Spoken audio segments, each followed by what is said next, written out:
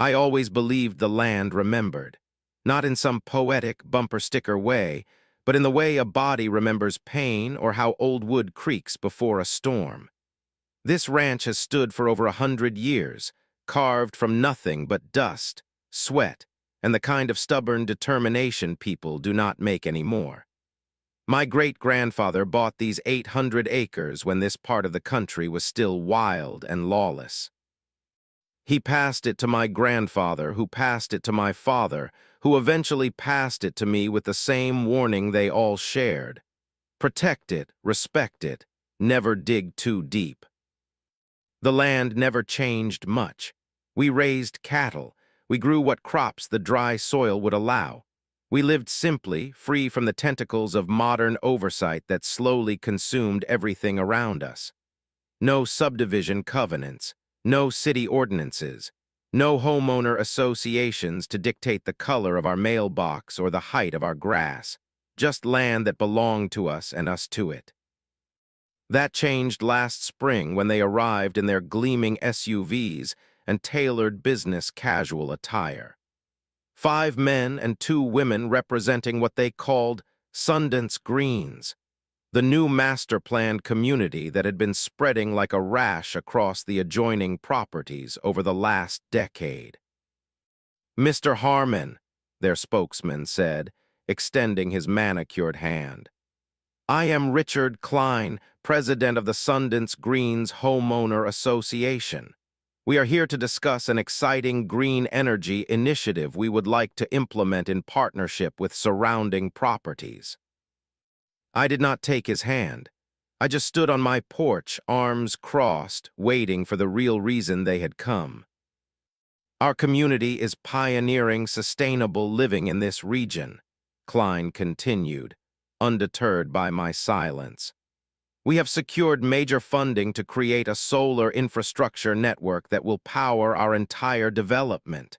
Your property sits in an ideal position for part of this grid." "Not interested," I said flatly. One of the women stepped forward, her smile practiced and perfect. "Mr. Harmon, this would not only contribute to environmental sustainability, but would also provide significant compensation for use of a small portion of your land. Many of your neighbors have already agreed." I looked past them to where their development sprawled across the horizon, cookie-cutter houses in earth tones, all safely within the narrow boundaries of approved architectural designs. What once was Jenkins' farmland, Carter grazing fields, and the old Miller place, all surrendered parcel by parcel. "This ranch has been in my family for generations," I said. "It is not just land, it is legacy. It is sacred ground. We do not sell, we do not lease, we do not partner. Thank you for your time." I thought that was the end of it. I was wrong. 3 weeks later, I woke to the sound of heavy machinery. Following the noise, I drove my truck to the eastern border of my property. There they were, bulldozers, trenchers, concrete mixers, and workers in hard hats. They had already cleared a wide strip of land just beyond my fence line. Solar panel frames were being anchored into fresh concrete foundations. I slammed my truck to a halt, dust billowing around me as I jumped out. "What in hell do you think you are doing?" I shouted at the nearest worker. A familiar face appeared from behind a truck. Richard Klein, impeccable despite the construction site, clipboard in hand and sunglasses reflecting my fury back at me. "Ah, Mr. Harmon, good morning. As you can see, our solar initiative is proceeding on schedule." "That is my property line," I said, pointing to the ancient fence posts that marked the boundary. "You are too close. This was not approved." Klein smiled that corporate smile that never reached his eyes. "Actually, Mr. Harmon, everything here is proceeding with full city approval. Eminent domain provisions and the new clean energy ordinances give us certain rights. Your permission would have been preferred, but is not strictly necessary." My blood ran cold. You cannot do this. We already are, he replied, gesturing to the bustling construction. Progress waits for no one, Mr. Harmon. Perhaps your neighbors understood that better than you. I spent that afternoon driving around to the remaining independent landowners.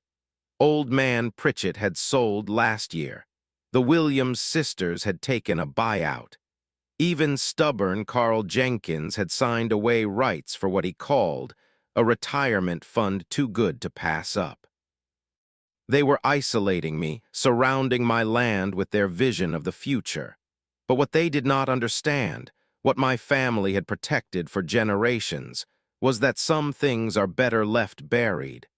That night, I stood at the edge of my property, watching their lights glitter against the darkness. I whispered a warning only the wind could hear. You have made a grave mistake. You do not understand what lies beneath this land. The next morning, I unlocked the cedar chest that had belonged to my great-grandfather. Its hinges groaned with age as I lifted the heavy lid. Inside lay the true history of this land, documentation that the polished HOA board would never understand. Yellowed maps with boundaries marked in faded ink. Land deeds written on parchment so old it threatened to crumble at my touch. My fingers traced the familiar lines, confirming what I already knew. They had crossed more than a property line. I drove to the construction site with the documents carefully preserved in my father's old leather portfolio. Workers swarmed like ants across the expanding solar installation. More concrete had been poured, more metal frameworks erected. They were moving fast, too fast. I need to speak with Mr. Klein, I told a foreman who regarded me with obvious suspicion. And you are the owner of the land you are currently trespassing upon. The foreman said nothing, but made a call. Minutes later, Klein emerged from a temporary office trailer, flanked by a woman in a business suit I recognized from their first visit, and a man I had not seen before. Mr. Harmon, Klein said smoothly, I understand you have concerns, but I assure you. I cut him off by opening the portfolio. These are the original land surveys from 1921, officially registered with the county. My property line extends 15 feet beyond your current construction zone. Klein barely glanced at the documents. Historical curiosities, he said dismissively. Current zoning maps and satellite surveys supersede ancient documents. Our development plans were approved based on modern assessments. The woman beside him nodded. The City Planning Commission finalized these boundaries last year during the Renewable Energy Initiative approvals. You do not understand, I said, feeling the familiar frustration rise. This is not just about property lines, this land is just land, Mr. Harmon, Klein interrupted. Valuable land, certainly, with an important historic legacy, but ultimately just soil and rock that can serve a greater purpose. Just soil and rock, if only they knew. My grandfather's voice echoed in my memory. I was 12 when he took me to the far eastern corner of our property, where the land dipped into a shallow depression. Never dig here, he had said, his weathered hand gripping my shoulder with unusual intensity. The land hides secrets best left buried, son. Our family does not just own this ranch, we guard it. I had not understood then, but the journals explained everything. The copper mining accident in 1921, the disappearances, the darkness they uncovered that could not be undone, only contained. Your legal threats do not concern me, Klein was saying, pulling me back to the present. If you wish to pursue this matter, our attorneys will be happy to explain the relevant statutes to you in detail. I returned to my truck empty-handed but not defeated. That evening, I filed a formal lawsuit against Sundance Green's HOA, the City Planning Commission, and the renewable energy contractor. It would buy me time, at least. Time I desperately needed. Because something was already happening. Something beyond legal boundaries and property disputes. The signs were subtle at first. Construction equipment failing without explanation. Batteries draining overnight. The perimeter lights around their site flickering and dimming for no apparent reason. One morning, I found a cluster of dead birds near the fence line, no visible cause of death. The animals knew. My cattle refused to graze anywhere near the eastern boundary. Coyotes that normally prowled the edges of my property now gave the construction site a wide berth. Even the insects seemed to have abandoned the area, leaving an unnatural silence in their wake. 3 days after I filed the lawsuit, Klein showed up at my door alone. His perfect composure had slipped just slightly. A tightness around his eyes, a tension in his jaw. "These childish games need to stop, Harmon," he said, thrusting a legal envelope toward me. "This is a cease and desist order. Your interference with our equipment is documented. Any further sabotage will result in criminal charges." I did not take the envelope. "I have not touched your equipment. Power surges destroying control systems, workers reporting electric shocks, unexplained failures, all coincidentally after you threatened us." His voice had an edge now. "We have security cameras. The next time you approach our site without authorization, you will be arrested." "You should stop the construction," I said quietly. "Not for my sake, for yours." Klein laughed, a harsh sound in the still afternoon air. "Is that a threat?" "A warning. The land does not want you there." "The land," he repeated mockingly. "Well, the land does not get a vote, Mr. Harmon. Progress does, clean energy does, the future does." He dropped the envelope at my feet. "See you in court." As he drove away, I noticed something he had likely missed. The Earth around the eastern solar array had shifted overnight. Not by much, just enough to create a gentle ripple in what had been perfectly flat ground yesterday. Like something large was slowly turning beneath the surface. I knew then that the trap was awakening, and these people with their permits and lawyers had no idea what they were about to unleash.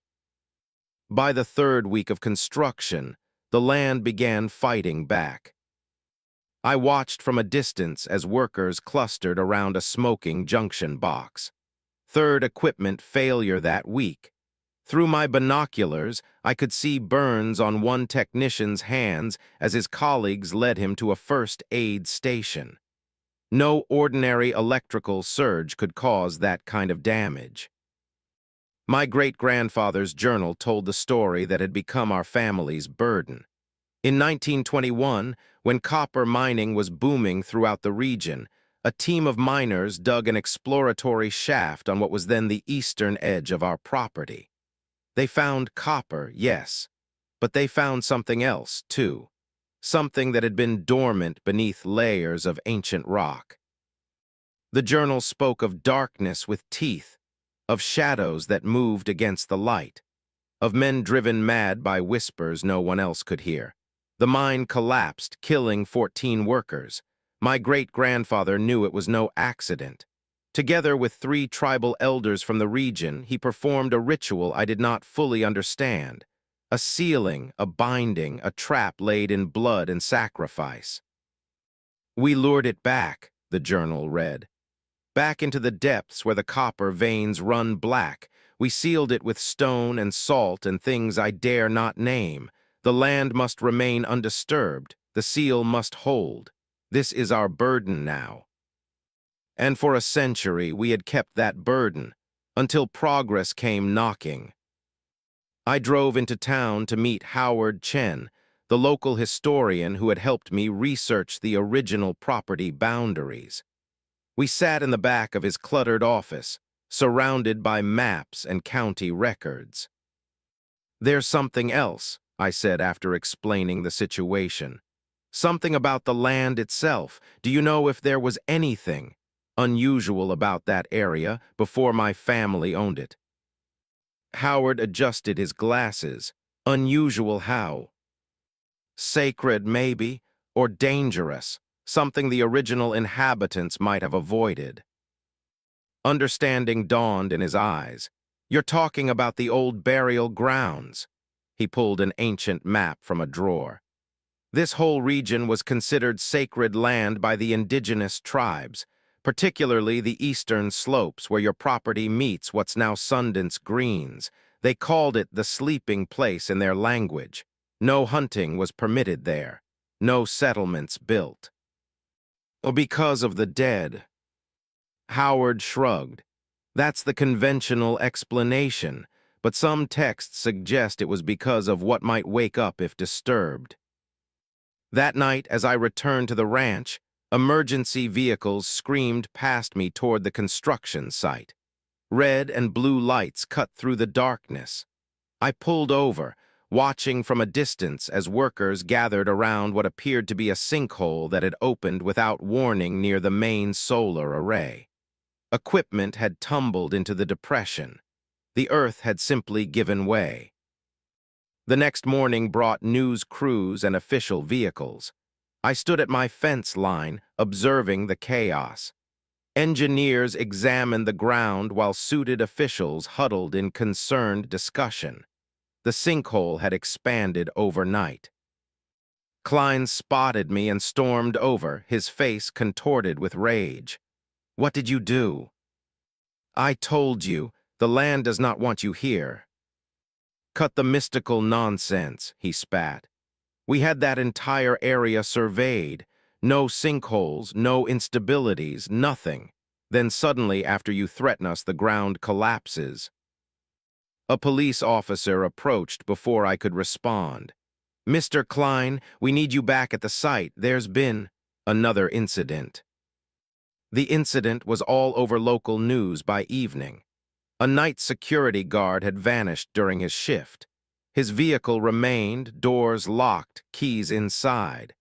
His flashlight found at the edge of a newly formed fissure in the ground. No trace of the man himself. The HOA called it an accident, claimed he had likely fallen into the expanding sinkhole, been buried under a sudden collapse. Search teams found nothing. No body, no evidence, just an emptiness that seemed to grow with each passing day. Workers began to quit. Rumors spread. Strange sounds coming from beneath the ground, tools that became too hot to hold for no reason. The scent of copper and something else, something rotten, rising from the depths. The tribal elder my father had known refused to come when I called. His voice on the phone was strained with fear. "You know what your family sealed there," he said. "We warned them about building on that cursed ground. The conduit is opening again, the shadow that feeds in darkness. It was never gone, only sleeping. Now they have awakened it with their digging." "How do I stop it?" I asked. A long silence. Then, "You cannot. That trap was sealed by blood sacrifice a century ago. Now it hungers again. Stay away from that place, Harmon. The coil is unraveling." I hung up, knowing he was right. This was not some man-made disaster that could be engineered away. This was something my ancestors had lured and locked away. A prison breaking open after 100 years of silence. And the HOA had built their bright, clean future directly on top of the gate. The Sundance Greens Community Center was packed for the emergency HOA meeting. Homeowners filled every seat, their faces tight with worry and anger. News of sinkholes, equipment failures, and the missing security guard had spread throughout the development. Property values were already dropping. Insurance adjusters were asking uncomfortable questions. I stood at the back of the room, unknown to most of the residents.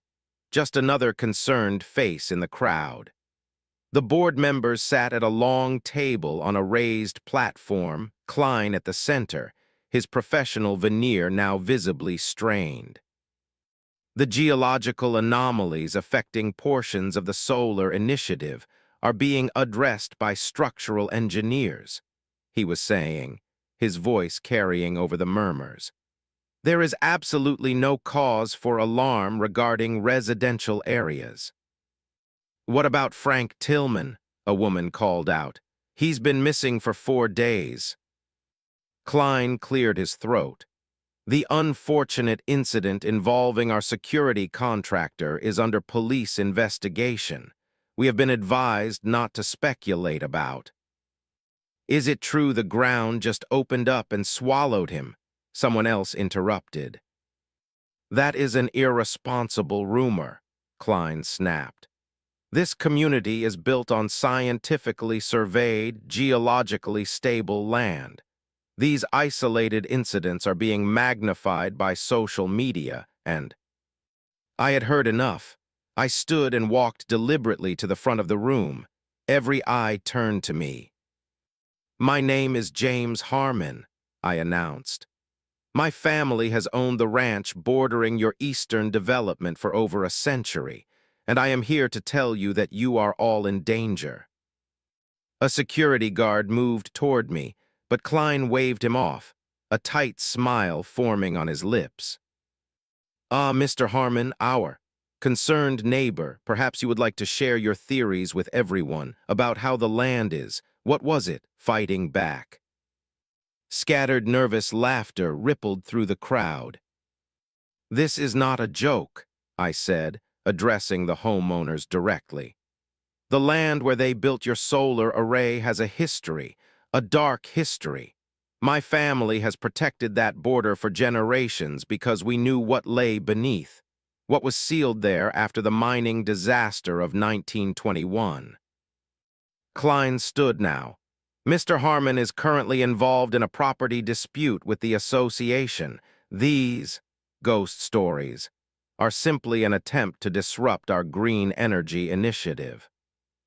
14 miners died in 1921, I continued, ignoring him. Not from a collapse, from something they found, something that was trapped and sealed away. Your construction broke that seal. The missing guard is just the beginning. The room had gone completely silent. The sinkholes will spread. The darkness underneath will grow. You need to evacuate this development until we can find a way to reseal what has been disturbed. For a moment I thought I had reached them. I saw fear and uncertainty in their eyes. Then Klein began to clap slowly, dramatically. Bravo, Mr. Harmon. A compelling performance. Next, will you tell us about alien abductions or Bigfoot sightings? He turned to the crowd. This is exactly the kind of superstitious, anti-progress rhetoric that has held back rural development for decades. Mr. Harmon does not want solar power succeeding because it threatens his outdated way of life. The tension broke. People laughed.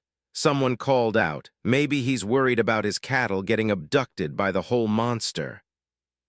More laughter. Klein smiled triumphantly. Security will escort Mr. Harmon out now. The rest of us can return to rational discussion about actual solutions to our engineering challenges. As the guard took my arm, I looked Klein directly in the eyes. You have been warned, all of you. Remember that when the ground opens beneath your homes. Outside, dark clouds gathered on the horizon, rolling toward us like a judgment. An unseasonal storm brewing from clear skies. The wind carried whispers that made no sense, sounds that belonged to no human language. Local superstitions spread despite the HOA's efforts. Old-timers in town spoke of cursed ground and ancient warnings. The development's maintenance crews reported bizarre incidents, tools disappearing, strange sounds in the utility tunnels. 3 more sinkholes appeared, each closer to the residential areas than the last. The HOA launched a public relations campaign. Scientific explanations, rational reassurances. They brought in geologists who spoke about water tables and erosion patterns. They mocked the superstitious rumors on social media.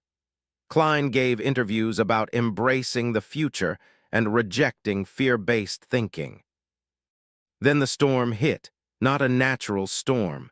The clouds that gathered that night were black as tar, swirling in patterns that defied meteorological explanation. Lightning struck the same locations repeatedly, all along the eastern border where the solar array stood. Power failed across the entire development, not just temporarily but catastrophically. Electrical systems fried. Backup generators exploded. In the darkness, residents reported seeing lights moving beneath the ground, heard voices calling names no living person should know. The tribal elder finally answered my calls. "It is too late," he told me, his voice heavy with resignation. "The seal is broken. The shadow coil has awakened. There is nothing to be done now except watch." "There must be something," I insisted. "Some way to contain it again." "Your great-grandfather paid a terrible price to seal it the first time. Are you prepared to pay that same price?" I had no answer for him. That night I stood on my porch and watched the unnatural storm rage over Sundance Greens. No rain fell, only darkness gathering, feeding, growing stronger. I could have warned them again, could have begged them to listen. Instead, I made my decision. No more warnings, no more pleas. They had been told enough. Now they would learn why my family had stood guard for a century, why some lands should remain undisturbed. They had claimed the sun while awakening the darkness, and now that darkness would have its due. It took 7 days for Sundance Greens to begin its descent into chaos. The first serious structural damage happened on a Tuesday. A newly built luxury home on Solstice Drive, closest to the solar array, developed a crack that ran from foundation to roof. Not a normal settling crack. A yawning wound that split the house nearly in two, as if something below had reached up and torn it apart. The family escaped unharmed but hysterical, describing sounds like grinding teeth coming from beneath their floorboards in the nights before the collapse. By Wednesday, 3 more homes showed similar damage. Emergency crews cordoned off the eastern section of the development. Engineers were baffled. Ground-penetrating radar showed impossible voids forming and shifting beneath the surface, tunnels that appeared and disappeared between scans. Thursday brought the first electrical fires. Homes throughout Sundance Greens reported power surges that melted appliances and set walls ablaze. The utility company discovered that the entire grid was compromised, power somehow flowing in impossible directions, exceeding safety parameters, defying the basic laws of electrical engineering. Residents began to flee. Those who could afford hotels left first. Then came the tent encampments in the municipal park as others abandoned their homes with nowhere else to go. The HOA office was bombarded with angry homeowners demanding answers, compensation, action. By Friday, national news vans lined the streets. Sinkhole Subdivision read the sensational headlines. Green Dream TURNS Nightmare proclaimed others. Klein and the board gave press conferences, blaming natural disasters, climate anomalies, anything but the truth. I watched it all unfold from a distance, feeling no satisfaction in being right, only a grim certainty that worse was yet to come. The tribal elder arrived unexpectedly on Saturday morning. Gray-haired and stooped with age, Joseph Walking Crow had known my father well. Now he stood on my porch, shaking his head as he gazed toward the troubled development. I said I would not come, he muttered. Some things should not be witnessed, but the dreams would not let me stay away. Together we drove to the border of my property, as close as I dared approach the awakening. The solar array was now a twisted ruin, metal frames bent into impossible shapes, glass panels shattered, the ground beneath rippled like water. "Can it be contained again?" I asked him. Joseph closed his eyes, listening to something I could not hear. "No, not as it was before. The original seal required 5 lives freely given. A blood price your great-grandfather and the elders of my tribe paid willingly. Now the hunger has grown too strong." A helicopter circled overhead, filming the devastation for the evening news. In the distance, more emergency vehicles gathered as another home succumbed to the spreading destruction. "Then what happens now?" I asked. "It feeds," he said simply, "until it is satisfied or until it has taken everything in its path." That evening, Richard Klein gave his final press conference. I watched on my television as the once composed HOA president appeared disheveled and wild-eyed before the cameras. His tie askew, his hands trembling as he attempted to reassure an audience that no longer believed. "The structural issues are being addressed," he insisted, voice cracking. "There is no supernatural element to these events. The rumors about cursed land are absurd and irresponsible." Then something changed in his expression. A flicker of raw terror crossed his face mid-sentence. He stopped speaking, staring directly into the camera. "It watches me," he whispered, seemingly forgetting the microphones, the audience, the purpose of his appearance. "It watches through the ground. I can feel it looking up at me when I sleep, calling to me, showing me things I cannot describe." The broadcast cut away hastily to a stunned anchor. By morning, Klein had disappeared. His car found abandoned in the development's common parking area, the doors locked from inside. No sign of the man himself. Just like the security guard before him. Sunday brought the final collapse. I felt it before I saw it, a deep tremor that shook my entire ranch house. Dishes rattled from shelves, windows vibrated in their frames. My horses screamed in the stable. I drove to the highest point on my property, a small rise that overlooked the eastern border. From there I watched as the earth literally opened beneath Sundance greens, not a sinkhole, a maw. The entire solar grid slipped into darkness in seconds. Roads buckled. Houses folded in on themselves like paper models. The perfect green lawns split and churned. The screams carried on the wind. Emergency vehicles rushed toward the disaster, only to find routes cut off by spreading fissures. Helicopters evacuated those they could reach. Others fled on foot, streaming away from the consuming darkness like insects from a disturbed nest. And beneath it all, I felt a presence, ancient, patient, hungry after a century of imprisonment. The trap had not just been broken, it had been inverted. What was once contained now did the containing. What once was imprisoned now claimed a new prison to call its own.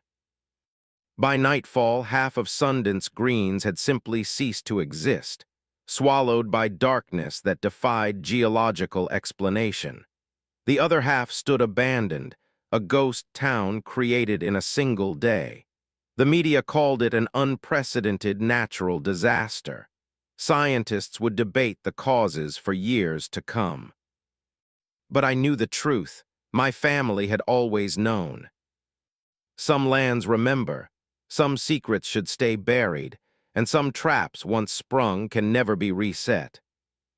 3 months after what officials now called the Sundance subsidence event, I walked the border of my property alone. The government had cordoned off the collapsed section of the former development. Warning signs and security fencing surrounded the massive depression where homes and roads had once stood. Scientists still came with their instruments and theories. Engineers drafted plans for stabilization that would never work. Geologists published papers that completely missed the truth. I followed the path my grandfather had shown me decades ago. The trail was nearly invisible to those who did not know to look for it, a line of marker stones placed by my great-grandfather after the original sealing. Each stone carved with symbols no modern academic would recognize.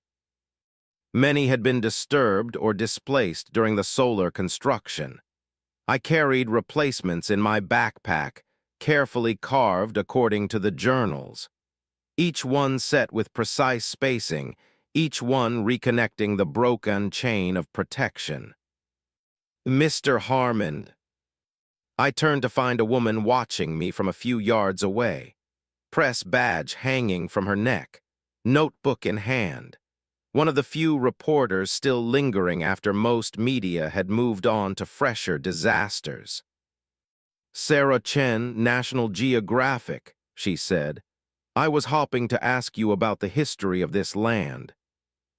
I considered sending her away, but something in her eyes, intelligence, genuine curiosity, made me pause. What do you want to know? Your family has owned this ranch for generations, she said, and your property is the only land in the area that shows no signs of subsidence or structural damage, almost as if whatever caused this disaster stopped exactly at your property line.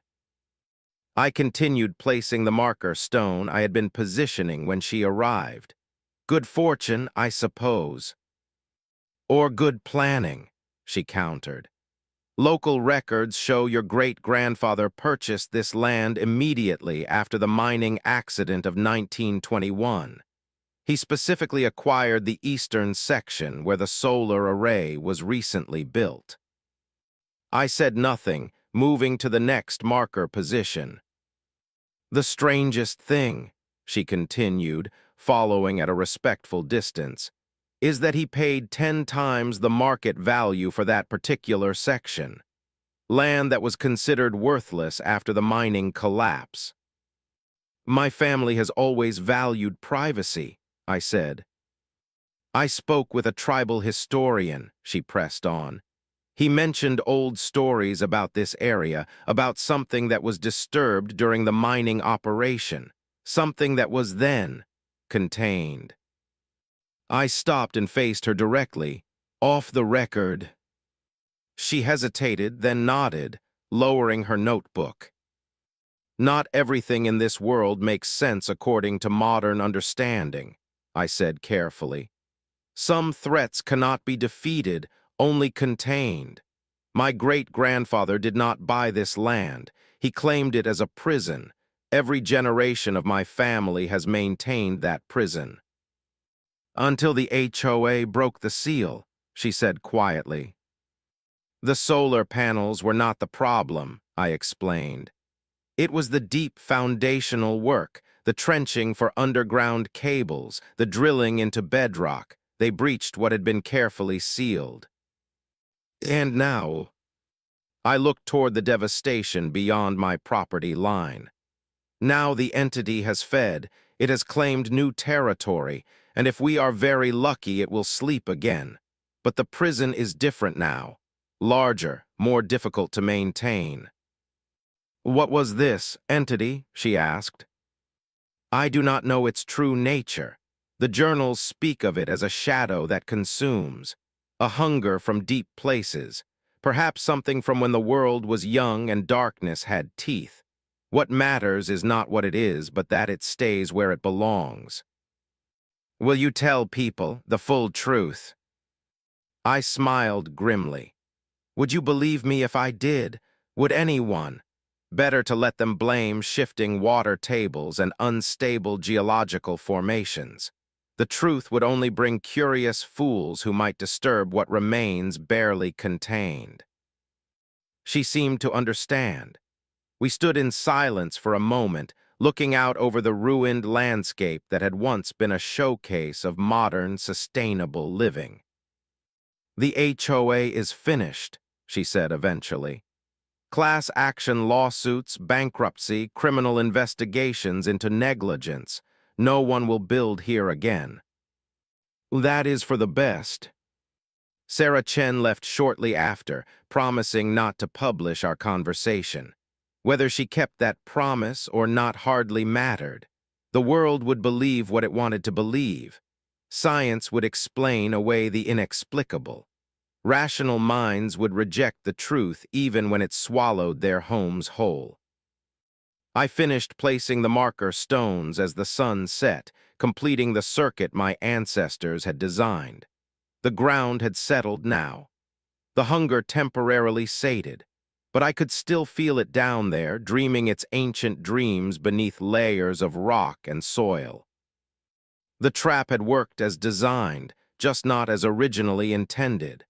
My family created this prison during the mining boom, wrapping it in legal protections and private ownership to keep future builders away. When those protections failed, the trap activated. The entity fed. The threat was contained, if at a terrible cost. Now my land stood as the guardian perimeter around a prison I could only hope would hold. The marker stones hummed with subtle energy as darkness fell. Ancient protective symbols reactivated. A thin line holding back something that should never again see daylight. I was the warden now, as my father had been before me. The keeper of a border that did not appear on any modern map but existed all the same. The guardian of a gate with no visible lock but that must never be opened. Some inheritances bring wealth, some bring land. Mine brought duty and the knowledge that beneath my feet something ancient waits and watches and remembers. 5 years passed. Grass and wild shrubs reclaimed what had once been Sundance greens. The government eventually removed the warning fences after repeated studies showed no further ground movement. They declared the area geologically stable but unsuitable for development due to unpredictable subsurface formations. A nature preserve was established. No digging allowed. No structures permitted. Just open space where deer now grazed and birds nested, nature healing the wound in its own patient way. I sit on my porch most evenings, watching the sun set over land that holds more secrets than any living person knows. My shotgun rests beside me, not for protection against what lies below, for no weapon made by human hands could harm that ancient hunger, but as a symbol of vigilance, a reminder that this post must never be abandoned. Sometimes I walk the perimeter at night, checking the marker stones. They remain aligned, their symbols faintly luminous under moonlight to those who know how to see them. The boundary holds. The prison remains sealed, for now. There are whispers, of course, urban legends about the subdivision that disappeared. Ghost stories about voices calling from beneath the ground. Conspiracy theories about government experiments gone wrong. All of them miss the truth, and that is as it should be. The truth is a burden passed through blood,